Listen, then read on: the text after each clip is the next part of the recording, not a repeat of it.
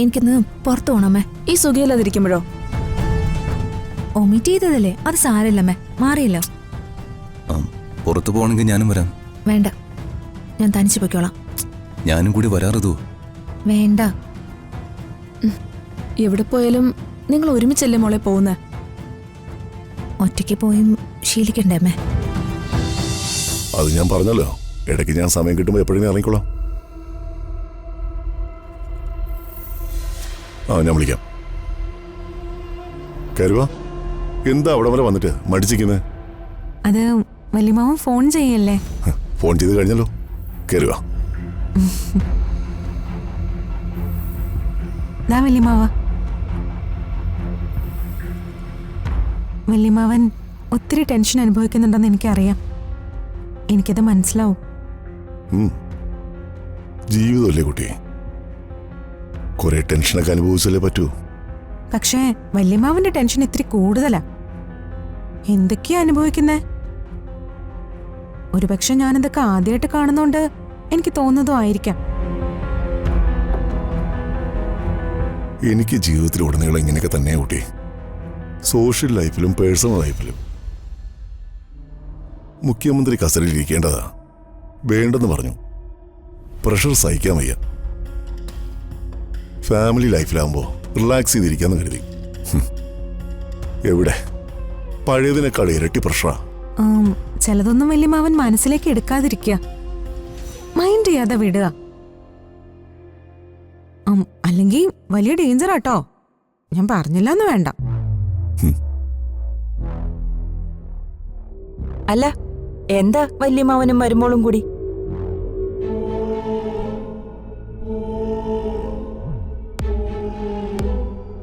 ഇവിടെ എന്നെ അഡ്വൈസ് ചെയ്തതാ. സത്യം പറഞ്ഞ ഒരു മെഡിറ്റേഷൻ.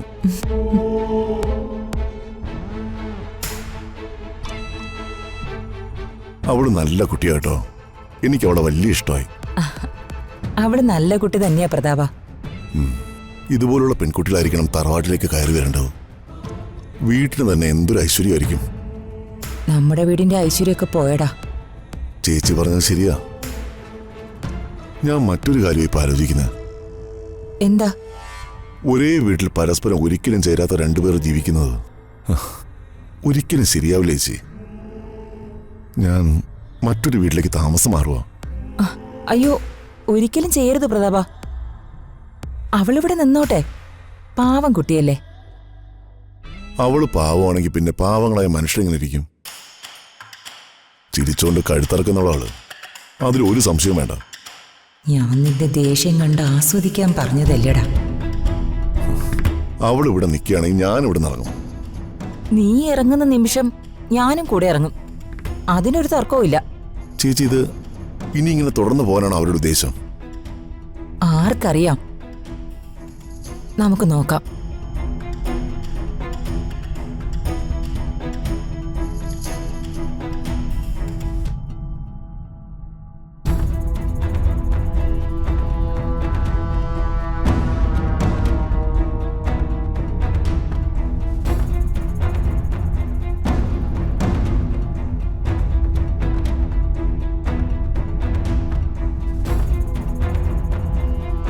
ക്ഷീണം മാറിയോ മോളെ? അത് അപ്പോൾ തന്നെ മാറിയമ്മേ.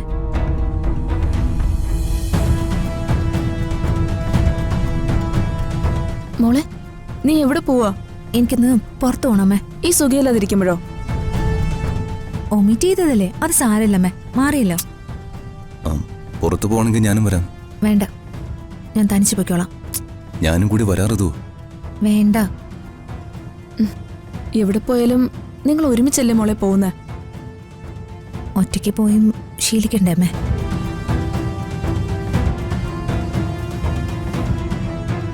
എന്താ മോനെ പ്രശ്നം? എനിക്കറിയില്ലമ്മേ.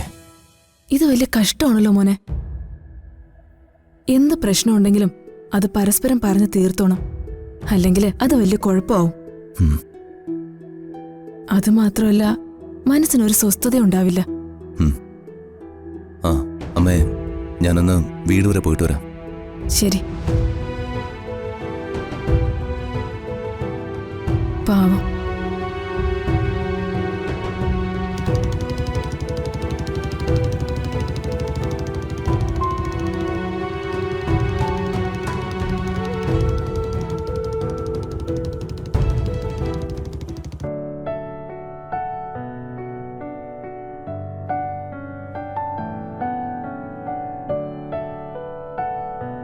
വേണുവേട്ടാ, വേണുവേണ്ടെന്താ ഉച്ചപ്രാന്തുണ്ടോ?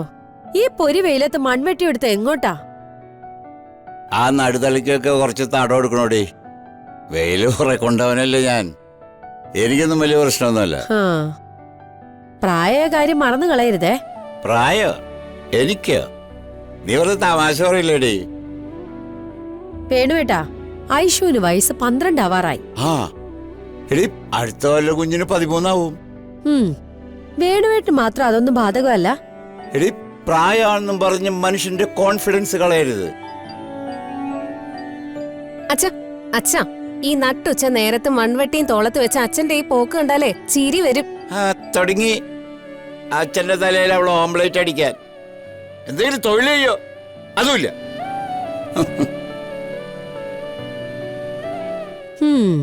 അടങ്ങി ഒരിടത്തിരിക്കുന്ന സ്വഭാവം ഈ മനുഷ്യന് പണ്ടേ ഇല്ല.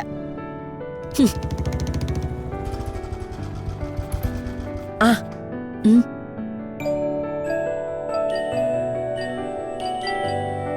ഇന്ന് ബൈക്കിന്റെ പുറകിലൊന്നുമില്ലേ? എടാ, നിന്റെ ബൈക്കിന്റെ പുറകിൽ സ്ഥിരമായിട്ട് ഒരാളെ കാണാറുണ്ടായിരുന്നല്ലോ. അയാൾ എവിടെയെന്നാ ഞാൻ ചോദിച്ചേ.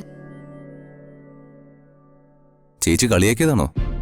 ഞാൻ കളിയാക്കിയൊന്നും അല്ല, കാര്യമായിട്ട് എന്നെ ചോദിച്ചതാ. ഋതുമോൾ എവിടെ? എന്നാ പിന്നെ അതങ്ങ് നേരിട്ട് ചോദിച്ചാ പോരെ? എന്തിനാ ഇങ്ങനെ വളച്ചൊടിക്കുന്നത്? എടാ, ഇവള് വെറുതെ വഴക്കുണ്ടാക്കാൻ നിക്ക. നീ കേറി വന്നേ, വാ. ഞാൻ വഴക്കുണ്ടാക്കുന്നതോ വളച്ചൊടിക്കുന്നതോ ഒന്നും അല്ല. പിരിയാനാവാത്ത ഇണപ്രാവുകളെ പോലെ ഈ ബൈക്കില് ഋതുമോളും ഇവനും ഒരുമിച്ചേ യാത്ര ചെയ്യാറുള്ളൂ. ഇപ്പൊ ആ ഒരാളെ കണ്ടില്ല, അതാ ഞാൻ ചോദിച്ചേ. ഋതു പുറത്തു പോയിരിക്ക. ഏത് പുറത്ത്? പള്ളിപ്പുറത്തോ അതോ അരുവിപ്പുറത്തോ? നിനക്കിതെന്താ പറ്റിയേ? അമ്മേ, ഋതുമോൾ ഇവനില്ലാതെ അങ്ങനെ ഒറ്റയ്ക്ക് ഒരിടത്തും പോവില്ല. അങ്ങനെ ഒറ്റയ്ക്ക് പോണമെങ്കിൽ ഇവനുമായിട്ട് വഴക്കുണ്ടായിട്ടുണ്ട്.